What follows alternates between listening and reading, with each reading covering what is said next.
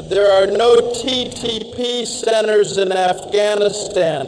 When the Pakistani government first conducted operations in the tribal areas, some tribes at that time went from their regions to Afghanistan.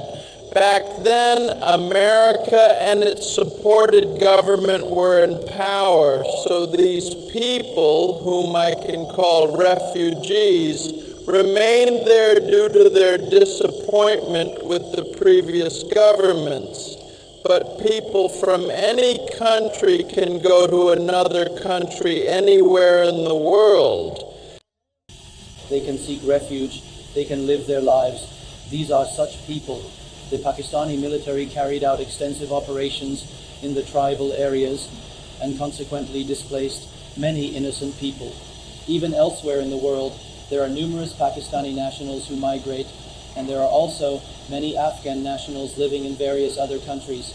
We acknowledge this significant legacy, and these people who are currently in Afghanistan, specifically Pakistani nationals, they have come from their own beloved country, and when people come from their own country, they naturally feel a profound sense of belonging and connection, a deep emotional attachment to their homeland. One clarification is very important, and that is that the Durand Line between Afghanistan and Pakistan is 2,400 kilometers long, over 2,400 kilometers. It's a significant and extensive border, and this is a mountainous tribal area. Neither the Mongols truly controlled it, nor the British, nor the Soviets, nor America and NATO. So, if this area can be effectively controlled, and if peace and order are truly possible here, it can only be achieved through reconciliation, through gentleness, understanding, and negotiations, not by force. If the Pakistani side, our government, genuinely wants peace, then obviously Pakistan's army is bigger than ours, their technology is more advanced, their intelligence is stronger, so why don't they control it themselves? The fighting that happens, it doesn't take place right on the Durand Line. It's happening 400, 500, 800, even 1,000 kilometers inside Pakistan. So they should control it themselves. When we have managed to control such a large Afghanistan, and after 40 years of war, we have brought it under control, and in very few years we have managed it. So why can't they control it themselves? These people talk about traveling 500 kilometers in one night, carrying out operations there and then returning. This is simply not possible. There are hundreds of checkpoints along the way, so why don't you control it? Why don't you take your own people into confidence? I still say that many people among the Pakistani public, politicians, and even within the government do not want this chaos and war. We don't want it either. But these certain circles, they also need to think, they need to be held accountable. What is the benefit of war in the region? Why put your own people in trouble for someone else's prosperity? Why shed blood? Violating the sovereignty of a state is not a small matter. If we have problems on our side, then Pakistan is not our only neighbor. There's Iran, China, Tajikistan, Uzbekistan, Turkmenistan. Why don't those countries complain about us? Why are the countries in our region all content? I want to clarify one crucial thing about our important relationship with Pakistan. The vast majority of the people of Pakistan, most of its elected politicians, and indeed even many individuals within the government are genuinely honest and sincere people who truly desire and actively seek to foster good cooperative relations with Afghanistan. I want to clarify one important thing about our relationship with Pakistan.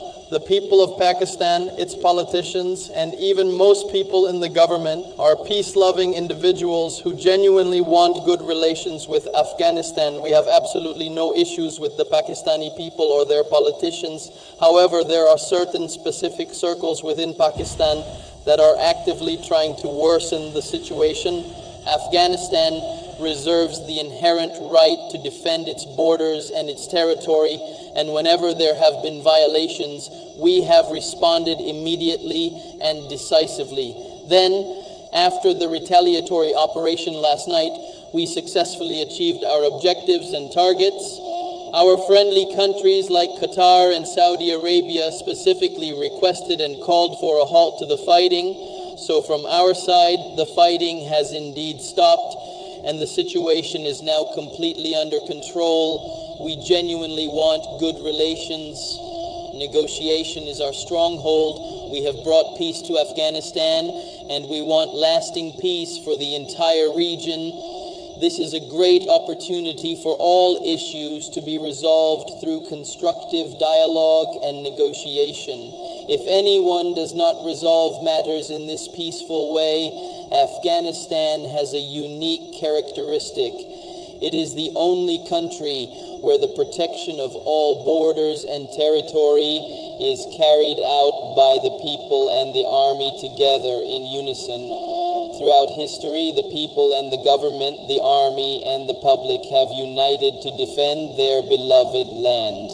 Another major characteristic of Afghanistan is that even if there are internal differences when it comes to foreign intervention, all Afghans, people, scholars, and government officials stand together as one to defend their homeland. In this regard, this firm stance and these prevailing circumstances will continue in the future, with both the people and the government jointly prepared and determined to defend their land. Our policy is to pursue balanced diplomacy. We want good relations with all countries. Afghanistan has experienced over 40 long years of conflict. At one time, 3 superpowers came and were ultimately defeated. Then, under the leadership of America and NATO, 50 countries' forces came, and for 20 years there was fighting, struggle, and jihad. Now, by the grace of God, Afghanistan is free, standing firmly on its own feet and striving for enduring peace.